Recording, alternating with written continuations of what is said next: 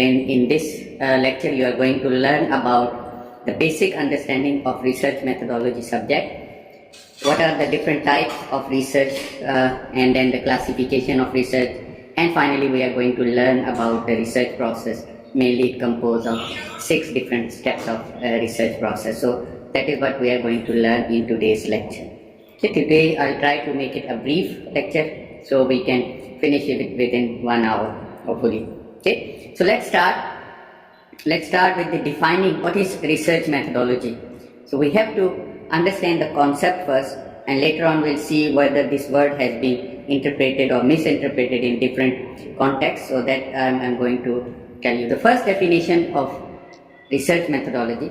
So research methodology is basically specific procedure or techniques we usually use to identify, select and process and also analyze information about any particular issue or topic. Okay, but the most important part, research methodology follows a scientific investigation principle. What are these investigation principles? I will explain in the further lecture. So in normal way we can say research methodology is a scientific procedure of identifying, selecting, processing and analyzing the information that we need for a particular topic. Okay, so that is what we mean by research methodology. So if I explain what is identification, it means that you have to identify a problem. If problem already exists or it is going to come in the future, or maybe you are going to extend the body of knowledge. In all cases, you have to identify your topic, your research area very clearly. So the first step or first definition ingredient is identification, and the second ingredient of this identification, and after this you are going to collect the data. So collection means that the evidences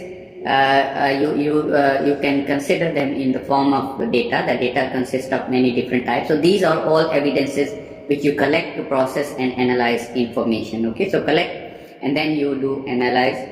So analysis is the third step or third part of this definition, and then you try to disseminate and use this information in order to make your decision or to try to solve any issue or any challenge. Okay, so this is how we consider research methodology. So first we try to identify a particular issue, or maybe you can consider this as your topic of research, and then we try to collect the information and the data in order to provide evidence to form any particular solution to that problem. And that how we do that, we try to analyze those data which we collected in second phase. We try to analyze and then we try to disseminate our result, and then we try to use that information in meaningful way in order to get your meaningful results. Okay, so this is the research methodology.